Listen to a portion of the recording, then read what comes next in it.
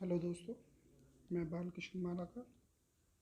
हम बहुलक नामक टॉपिक पर चर्चा कर रहे थे और उसमें हमने व्यक्तिगत और खंडित श्रेणी में बहुलक ज्ञात कैसे किया जाता है उस पर बात करी। अब बात करते हैं सतत या अखंडित श्रेणी में बहुलक का निर्धारण कैसे करते हैं उस पर। अखंडित श्रेणी में बहुलक ज्ञात करने के लिए सबसे पहले हम जो हमारी श्रेणी दी हुई है उसका निरीक्षण करके हम बहुलक वर्गांतर निश्चित करते हैं और बहुलक वर्गांतर निश्चित करने के बाद जो सूत्र है इसका उसका प्रयोग करते हैं। सूत्र निम्नानुसार है। z जो बहुलक का प्रतीक है, z बराबर L1 plus F1 minus F0 बटा 2F1 minus F0 minus F2 into आई। ये जो सूत्र है इसका प्रयोग करके हम बहुलक ज्ञात करेंगे। अब यहाँ जो ये अक्षर दिए हुए हैं इनके बारे में बात करते हैं हम। z बहुलक का प्रतीक है। L1 जो हमारा बहुलक वर्ग है उसकी लोअर लिमिट यानी निम्न सीमा होगी। F1 जो है वो बहुलक वर्ग की आवर्ती होगी। F0 बहुलक वर्ग के ठीक पहले आने वाले आवर्ती है। F2 बहुलक वर्ग के ठीक बाद आने वाली आवर्ती है। यानी F1 बहुलक वर्ग की आवर्ती, F0 बहुलक वर्ग से ठीक पहले आने वाली आवर्ती, F2 बहुलक वर्ग के ठीक बाद आने वाली आवर्ती है और I जो है वो बहुलक वर्ग के अंतराल को प्रदर्शित करता है। इस सूत्र को हम हमारे जो बहुलक से संबंधित प्रश्न है उसमें लागू करेंगे। अब एक एग्जाम्पल के माध्यम से इसे हम समझते हैं।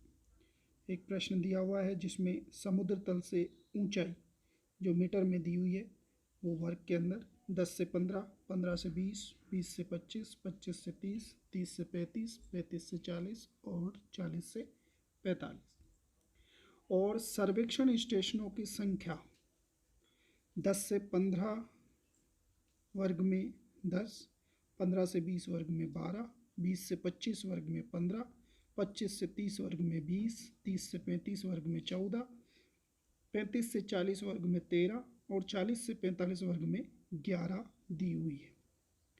अब जब हम इस श्रेणी को देखते हैं तो हमें देखने से ही पता लग जाता है कि सबसे अधिक सर्वेक्षण स्टेशनों की संख्या 20 है और ये 20 जिस वर्ग में आती हैं वो है 25 से 30 का वर्ग।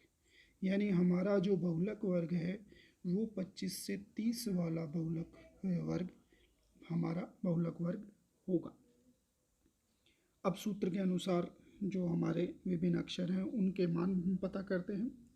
L1 यानी लोअर लिमिट बहुलक वर्ग की वो है 25, F1 यानी बहुलक वर्ग की आवर्ती वो है 20, F0 बहुलक वर्ग से पहले वाली आवर्ती 15, F2 बहुलक वर्ग से बाद वाले वर्ग की आवर्ती 14 और I यानी इंटरवल बहुलक वर्ग का वो है 5।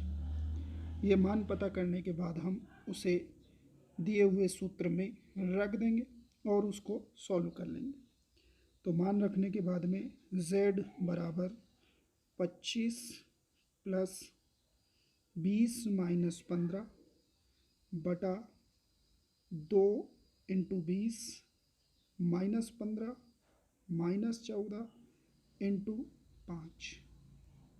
इसको जब हम सोल्व करते हैं तो आगे ये आएगा z बराबर 25 प्लस 5 इंटू 5 बटा 40 माइनस 29 और आगे सोल्व करने पर z बराबर 25 प्लस 25 बटा 11 या 300 बटा 11 या 27.27। इस तरह से हम देखते हैं कि हमारा जो z यानी बहुलक हमें प्राप्त हुआ वो हुआ 27.27 मीटर। तो हमारे जो बहुलक ऊंचाई आएगी वो 27.27 मीटर आएगी। इस तरह से कोई भी अखंडित या सतत श्रेणी हमें दी हुई हो तो हम उसका बहुलक ज्ञात कर सकते हैं। धन्यवाद।